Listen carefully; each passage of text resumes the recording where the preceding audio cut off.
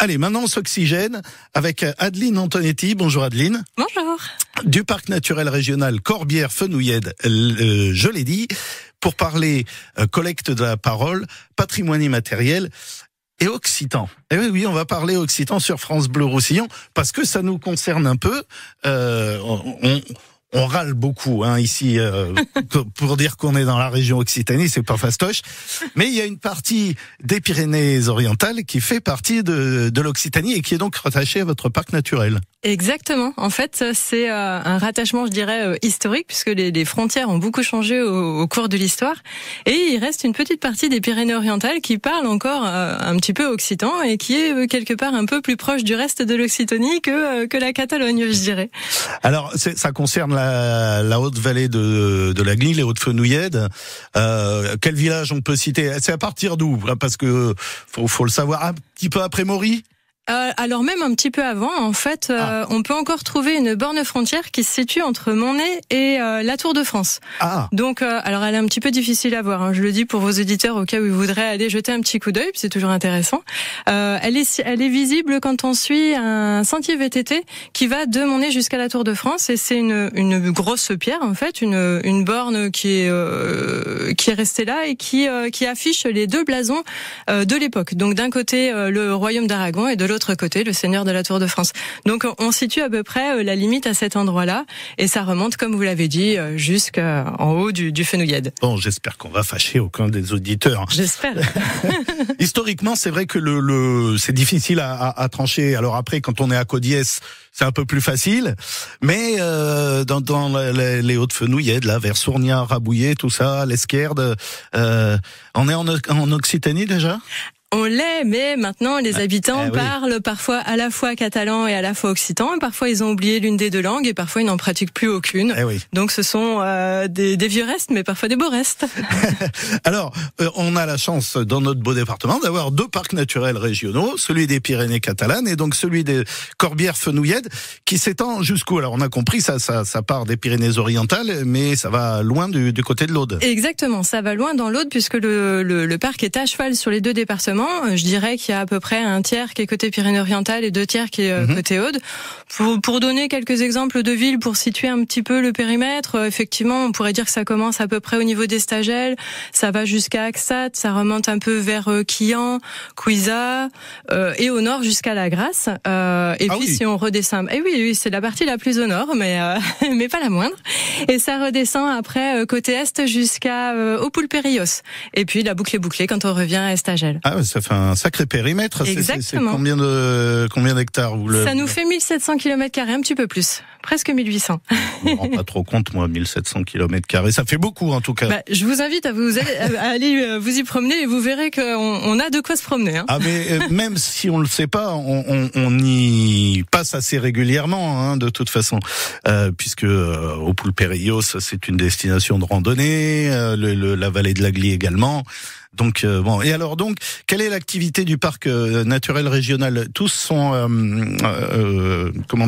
ont la même je vais trouver le terme, ça va venir. Le même cahier des charges? Alors non, le cahier des charges, si on peut dire, est complètement différent, mais on a tous à peu près les mêmes vocations. On travaille sur des thématiques qui sont communes, qui sont surtout la préservation de l'environnement, sa valorisation et la dynamisation du territoire.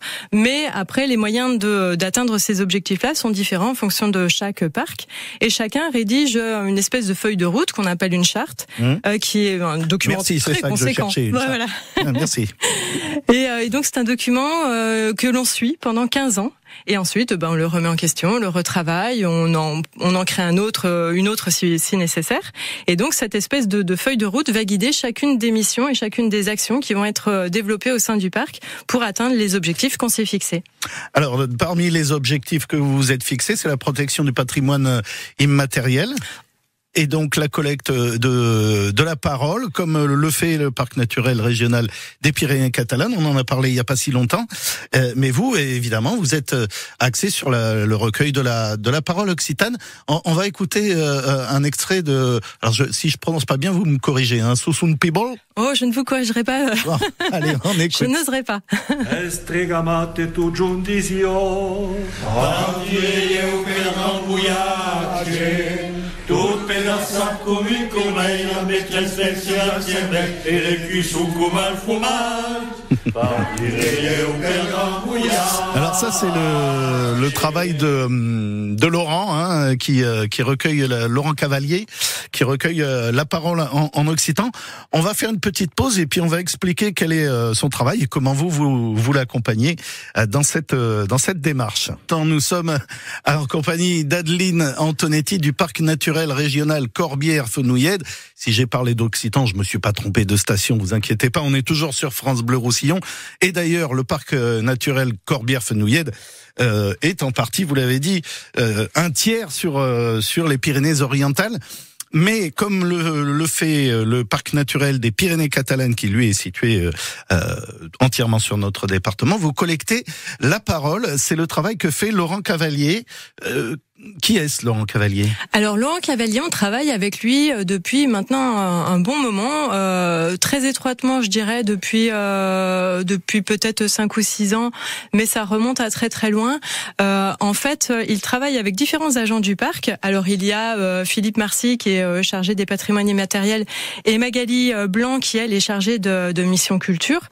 Et avec ces deux agents-là, en fait, il a travaillé à différents niveaux sur la collecte de la mémoire à travers la langue régionale et en même temps sur la mémoire culturelle, je dirais, et sur les moyens d'aller la capter, d'aller l'enregistrer et de quelque part l'enregistrer pour l'immortaliser et la garder pour les années à venir. Alors en général, ce qui se passe, c'est que il vient chanter. C'est un troubadour, on peut dire ça comme ça. Ah, vous verrez ça avec lui. Il vient chanter, mais il fait également chanter le public pour éventuellement corriger ses textes ou en recueillir d'autres, c'est ça ? C'est ça. En fait, la mission sur laquelle on a travaillé avec lui, c'était surtout cette intention de collecter la mémoire chantée du parc et d'essayer de voir dans quelle mesure les habitants du parc se rappellent encore l'occitan. Est-ce qu'ils la chantent encore ? Est-ce que ce sont des vieux souvenirs d'enfance, d'école primaire peut-être, ou est-ce que c'est quelque chose qu'ils pratiquent encore et que même peut-être ils pratiquent avec leur propre famille ou à l'occasion de fêtes et autres. Et donc Laurent Cavalier, il a cette espèce de savoir, il arrive à aller vers les gens et à faire en sorte de faire remonter ces vieux souvenirs d'enfance et à les amener à chanter librement alors qu'ils sont en public, que peut-être ils sont un peu timides. Et malgré tout, il arrive à leur faire revenir tous ces souvenirs chantés. Eh ben justement, on écoute un extrait d'une de ces prestations. Là, c'est un monsieur qui chante Una mosca a biciclette. Alors, une tabasse à bicicletto fasio il tour d'un caule. Se trabeca une asperge, se fute un bravo pet. E tant che farinata al mille, compare un paio de bordo. E tant che farinata al mille, compare un pas ustal. Un cop, 2 cop, 3 cop, 25 cop. Une mosca verbenière, je ne me rappelle plus. C'est plus tout ça. Putain, ouais. Voilà comment ça se passe. Donc, ce monsieur a commencé son chant et donc Laurent, voilà, l'enregistre, le collecte, le transcrit peut-être. Et quand est-ce qu'on va le retrouver, Laurent, justement ? Alors Laurent, là, donc il a fait plusieurs concerts de restitution, donc où il chante un petit peu tout ce qu'il a entendu et puis il raconte un peu les histoires que les gens lui ont racontées. Donc il a fait déjà 2 concerts de restitution et là le dernier sera samedi qui vient à Quillan. Donc si jamais les auditeurs veulent s'y rendre, oui, c'est à 19h. On a le droit de franchir la frontière. Oui, exceptionnellement, voilà. Et c'est des bons moments. Bon, eh ben merci beaucoup pour cette présentation, Adeline. On aura l'occasion forcément de reparler de l'action du parc naturel régional Corbière-Fenouillèdes.